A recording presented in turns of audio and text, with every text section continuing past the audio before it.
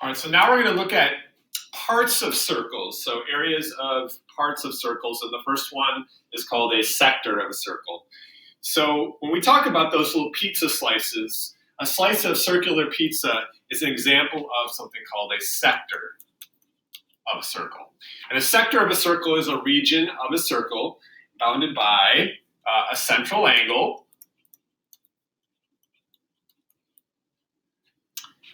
and it's intercepted major or minor arc. Okay, so let's think about that. So central angle here, and then the arc along the outside, and then the sector is everything in between. Okay, so the area of the sector works out just kind of like we were talking about the length of an arc. Really, what we need to know is that central angle, because once we know that central angle, let's say that's x degrees, then that's x out of 360. It's some 360th of a circle. So if it's 90, then it's 90 360th, 1/4 of the circle. If it's 60, then it's 60 360ths or 1/6 of the circle. And so 1/6 instead of 1/6 of the circumference like we were doing in the previous unit, it would be like 1/6 of the area. So 1/6 of pi r squared, because pi r squared would be our area of the circle.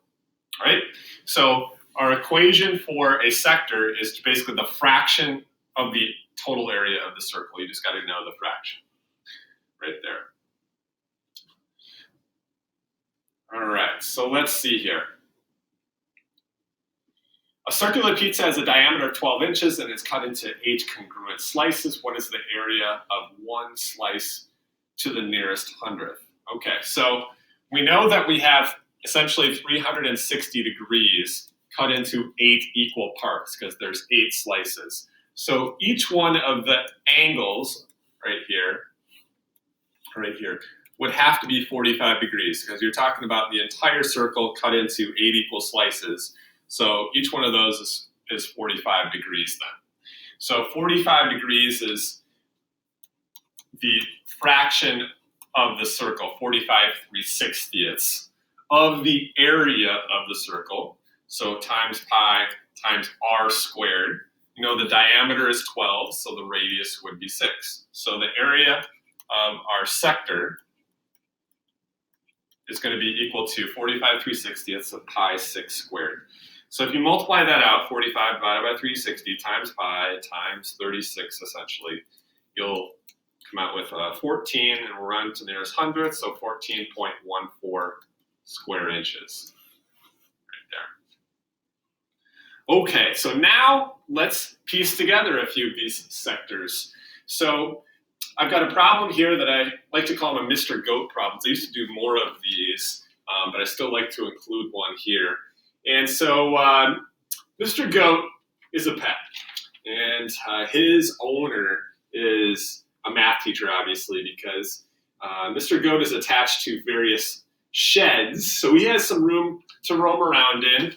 Mr. Goat's kind of outside. He's happy here. He gets to roam around.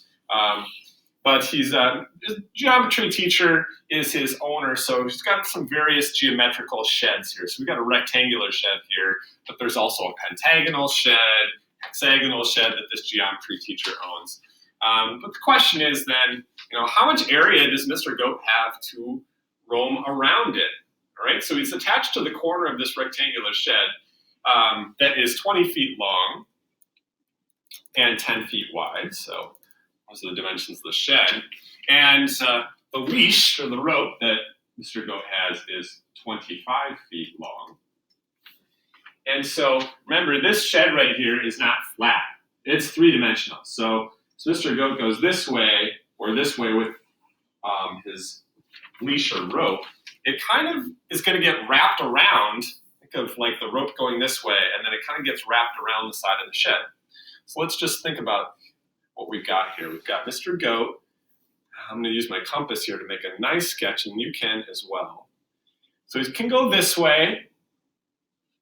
All right, and he gets to about this point with his leash, right here. Let me just draw this out here. So it gets to about this point, and you can't seem to go any farther. I'm going to make that blue. Let's see if we can do that. All right, that works better. All right, so this part right here gets stuck right here. This part continues to wrap around though, because remember this is a three-dimensional shed. The rope can't get stuck on the side of the shed here, but this little bit that's hanging around can wrap around, okay? And we'll deal with that in a moment. But Mr. Goat can also go in the other direction, and he can keep going down to about right here. And once again, he's gonna part of the rope is gonna get stuck there, about there, right? And it's gonna get stuck. So Mr. Goat can roam around in this big sector right here, all right? But he cannot roam around in a complete circle. Can't keep going this direction because this part of the rope is gonna get stuck on the side of the shed. So only this part is gonna continue to rotate around. All right, so we're gonna have to figure that out, but let's complete our drawing here. We know this part gets stuck, but there is this other part that continues to wrap around. So I'm gonna reset my compass here, and let's get the rest of that going. Let's make this red here. And so this part continues to rotate around until about right there. Okay, so this part is the additional little area that Mr. Goat can roam around in. So it kind of spirals in on itself. Same thing is gonna happen over on this side.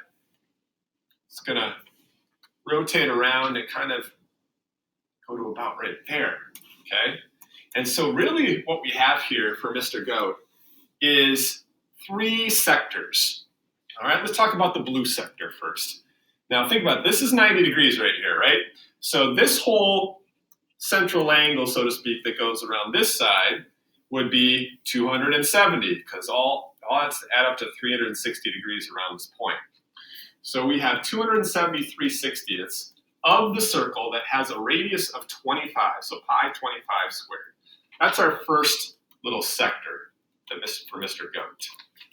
All right, so we multiply that out, we get 468.75 pi, so I'm just leaving pi out for a second, multiplying these together, which is approximately 1,472.62 square feet, okay?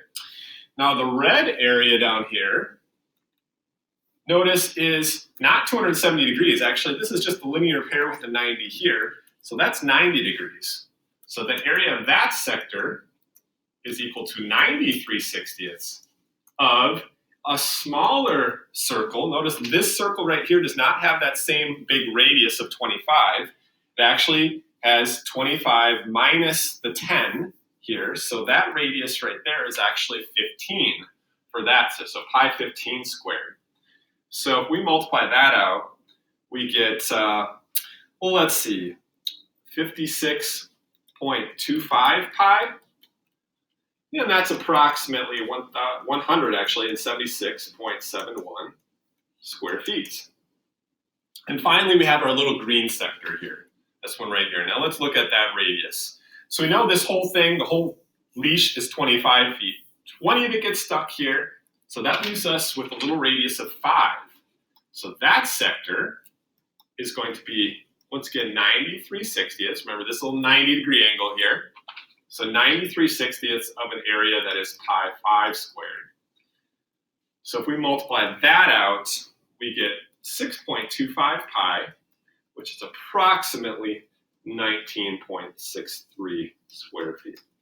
All right, so our total area for Mr. Goat that he can roam around in is basically piecing together this area and this area and this area, which if you take the exact pi parts, you end up with 500, so let's look, total area here. We'll end up with 531.25 pi square feet. And that is, if you add up all the decimal parts here, approximately 1,669 square feet for Mr. Goat. So now we know the space Mr. Goat has to roam around in, which is a fairly big area. At least he's outside, all right? And hopefully he's feeling okay about that and can't run away because he loves his little math family that he has, so he's happy.